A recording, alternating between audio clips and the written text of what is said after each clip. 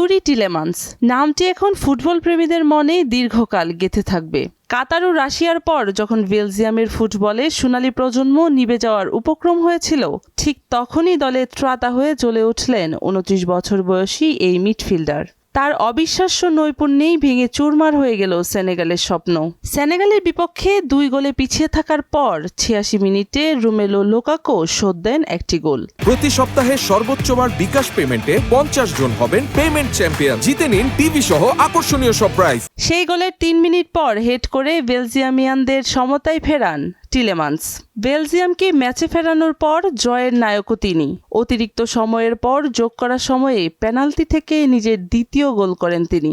সেই গোলে সেনেগালের হৃদয় ভেঙে চুরমার, আর বেলজিয়াম আনন্দে ভাসছে শেষ ১৬য় পা রাখার।